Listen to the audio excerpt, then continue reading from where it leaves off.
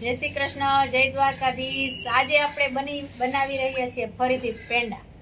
અમારી ગાય પાયલ વ્યાણી છે અને આજે 8-10 દિવસ થઈ ગયા છે। આજે એના દૂધના પેંડા બનાવીએ છીએ। અને આ જો કેશવભાઈ તાપ ખાવા બેઠા ને, હે કેશવ, પાછા પેંડા ખાવા ને તારે? હાલ તો તારે બનાવવાના હવે। હાલો હાલો તમે કેતા ના પાડતા મારે કે દૂધ ઢોરી નાખું તી તને હલાવા દઉં હું? આ તો લાવ ને કા ખાવા તો લાવ ને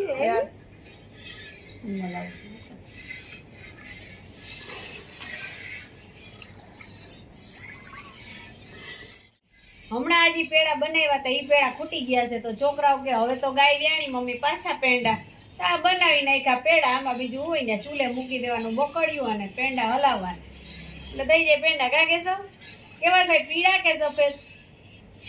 તને ક્યાં ભાવે પેંડા? પીળા પેંડા ભાવે સફેદ પેંડા? સફેદ ભાવે ને? આ વખતે આપણે સફેદ કરીએ હાલ બસ।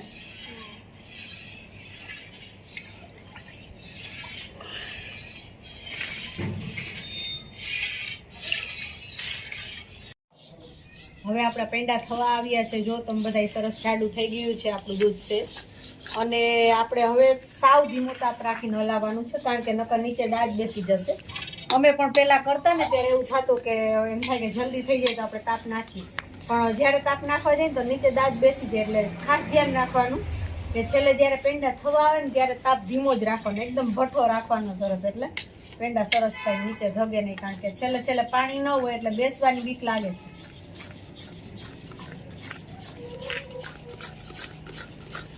હવે 5 થી 10 મિનિટ થશે તો સરસ પેંડા તૈયાર થઈ જશે અને ઘરના શુદ્ધ અને ચોખ્ખા। અને છેલ્લે ખાસ આવી રીતના હલાવવાનું ધ્યાન રાખવાનું છે, તાપ એકદમ ધીમો અને આવી રીતના હલાવ્યા જ રાખવાનું છે એટલે નીચે દાદ ન બેસી જાય અને પેંડા સરસ વ્યવસ્થિત થાય, કારણ કે પહેલેથી આપણે મહેનત કેટલી કરી હોય ને છેલ્લે ઓલું થાય તો આપણને ન ગમે, એટલે છેલ્લે ખાસ ધ્યાન રાખવાનું, તાપ ધીમો રાખવાનો અને સતત આવી રીતના હલાવ્યા રાખવાનું એટલે વાંધો નહીં આવે, સરસ પેંડા થાય। અને આપણે આ ઘરના શુદ્ધ અને સાત્વિક ઘરના દૂધમાંથી બનાવેલા પેંડા, એટલે મહેનત તો ઘણી થાય પણ આપણે ખાઈ શકીએ ચોખ્ખું સરસ।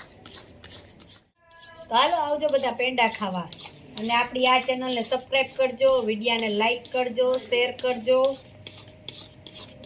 જય શ્રી કૃષ્ણ।